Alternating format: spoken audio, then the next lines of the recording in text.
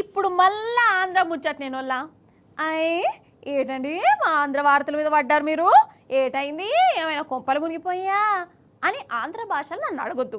కొంపలేం మునిగిపోలే, లగ్గమైంది. అది కూడా ఎవరిదంటారా, అంబటి రాంబాబు సార్ ఉన్నాడు చూడు, సారు వారి బిడ్డ పెండ్లిని ట్రంప్ సార్ చేసిండట.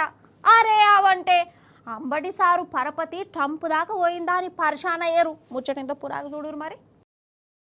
ఏర్పాటు చేసి రగిసార్ను ఆంధ్ర మాజీ మంత్రి అంబటి రాంబాబు సారు ఇగో ఈడ లగ్గమైతుంది.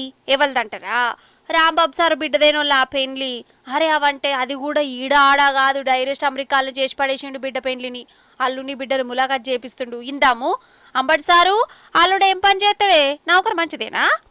నా కూతురు శ్రీజ ఇలినాయస్ యూనివర్సిటీలో ఎండోక్రాలజీ ఫెలోషిప్ చేస్తుంది.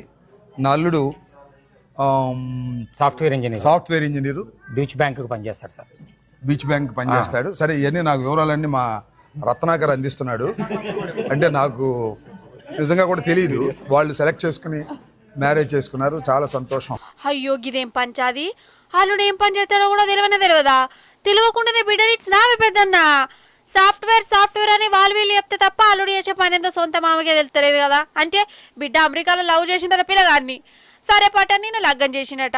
మరి ఆంధ్రలో చేయొచ్చు కదా, అమెరికాలో ఎందుకు చేసిండు? సుట్టపోలు ఎక్కువ వస్తారని అనుకున్నాడా ఏంది? ఏమంటావే అంబటి సారు? మేము యాక్చువల్గా అయితే వీళ్ళిద్దరిని పిలిచి ఆంధ్రాలో పెళ్లి చేయాలి.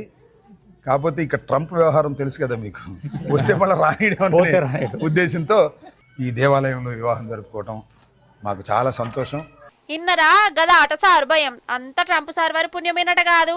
ట్రంప్ చేయబట్టే నా బిడ్డ పెళ్లి అవుతుంది, లేకుంటే అమెరికాలో గానే కాకపోని అనబడుతుండు. ఆగర్సే పెళ్లి కోసం ఆంధ్రకి వస్తే మళ్ళీ ఈ ట్రంప్ సార్ అమెరికాకు రానిస్తాడో రానియడో అని భయమట. ఈడింకోటి చెప్పాలి, ఈ లగ్గానికి పిల్లగాని అమ్మనాయన కూడా రాలేదట కాదు. అంటే వాళ్లకు వీసాలు గీసాలు అందలేదంటుండు. సరే పట్టు ఎట్లయితేంది, మొత్తానికి ట్రంప్ సార్ ఈ రకంగా కూడా అమెరికాలో లగ్గాలు చేయిస్తుండన్నట్టు.